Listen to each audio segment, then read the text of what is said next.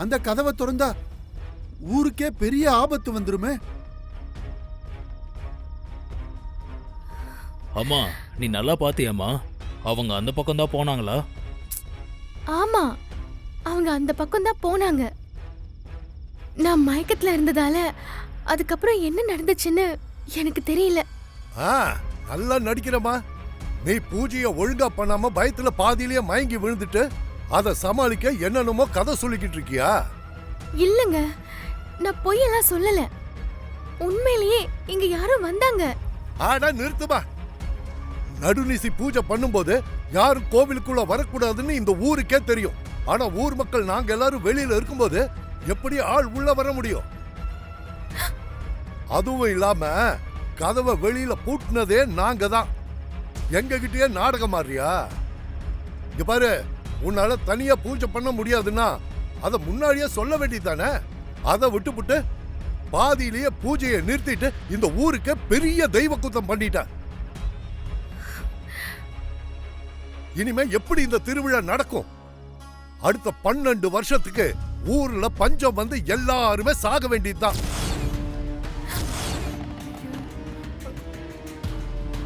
இல்லங்க, நான் பயத்துல பூஜை நிறுத்தல. உண்மையிலேயே இங்க யாரோ வந்தாங்க.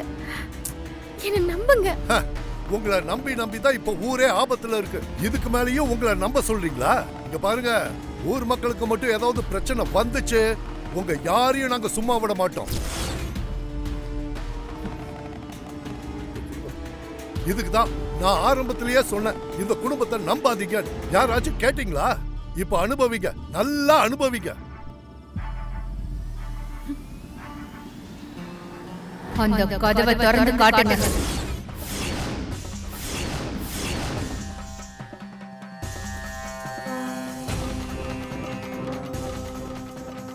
அம்மா வேண்டாமா, இந்த கதவை திறக்க வேண்டாமா. இந்த கதவை இது வரைக்கும் யாரும் திறந்தது இல்ல. அதை திறந்தா ஊருக்கே பெரிய ஆபத்து வந்துடும். இல்லங்கய்யா, எனக்கு என்னமோ சந்தேகமா இருக்கு. உள்ள ஏதோ ஆள் நடமாட்டம் இருக்கிற மாதிரி இருக்கு. அவங்க தான் என் மருமகளை பயமுறுத்தி இருக்கணும். அது யாருன்னு எனக்கு தெரிஞ்சே ஆகணும். வேண்டாமா, இந்த ஊர் நல்லா இருக்கணும்னு நீங்க எவ்வளவோ உதவி பண்ணிருக்கீங்க.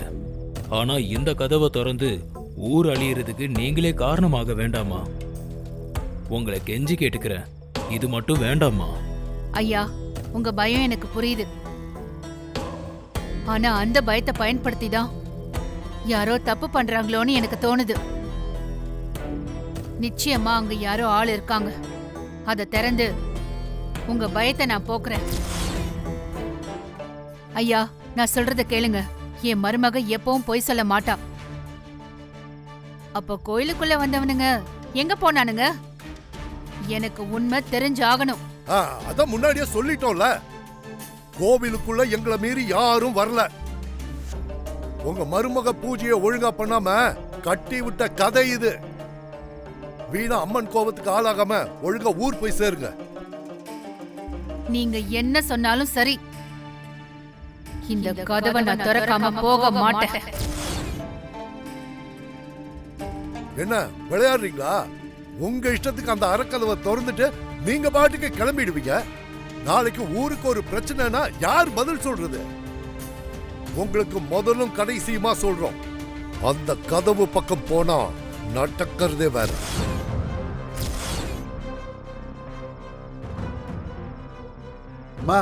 நாங்க தலைமுறையா இந்த கோவில்ல பூசாரியா இருக்கோம். நாங்களே அந்த அறப்பக்கம் போனதில்ல, நீங்களும் போக வேண்டாம். ஆத்தா கோவப்பட்டா ஊர் தாங்காதுமா. இல்ல பூசாரி, அந்த ஆத்தா எங்களுக்கு துணை இருக்கா. என் மருமகளுக்கு வந்த ஆபத்து என்ன, அவனுங்க எதுக்காக கோயிலுக்குள்ள வந்தானுங்கன்னு எனக்கு தெரிஞ்சே ஆகணும்.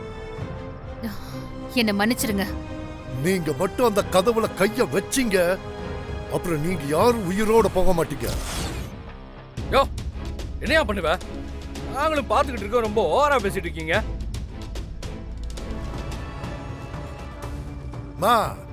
நீங்க இந்த ஊருக்கு நிறைய நல்லது பண்ணிருக்கீங்கன்னு சொன்னீங்கல்ல, அதனாலதான் உங்களுக்கு இவ்வளவு மரியாதை கொடுத்து பொறுமையா பேசிக்கிட்டு இருக்கோம். அம்மா, எதுவா இருந்தாலும் உட்காந்து பேசலாம் வாங்க. என்ன சமாதானம் ஆகுறானுங்க? இவங்களை அந்த பக்கம் திரும்ப விடக்கூடாதே.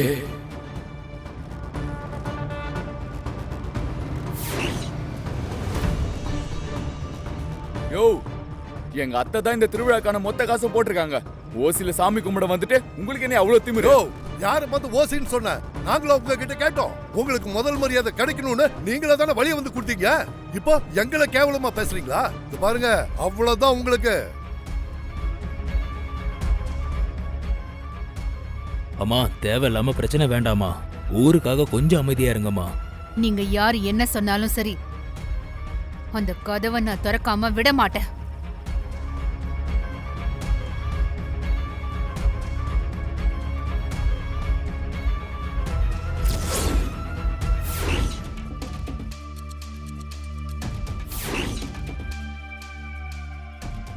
நில்லமா, எவ்வளவு தைரியம் எங்க முன்னாடி கோவில் பூட்ட உடப்ப?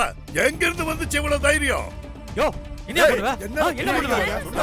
பேசிட்டே இருக்க. இங்க யாருக்கு ஒரு பாவம் போக மாட்டீங்க. உண்மை சொன்னா கேளுடா. சும்மா நிறுத்துங்க. அவ்வளவுதான் சொல்றாங்கல்ல. அமைதியாப்பா.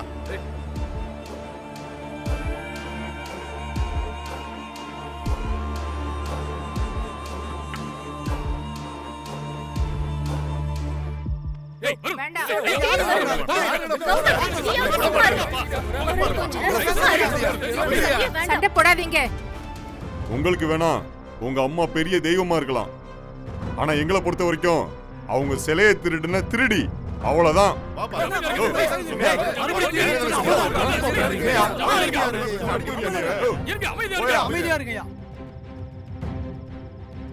இவ்வளவு ரோசம் வருதுல்ல, மரியாதையா சிலை எங்க இருக்குன்னு சொல்ல சொல்லுங்க, இல்லனா என்ன நடக்கும்னே தெரியாது. யார பார்த்து திருடின்னு சொல்ற? தம்பி, என்ன பேசிட்டு இருக்கும் போதே கை நீட்டுற? தப்பு பண்ணது நீங்க.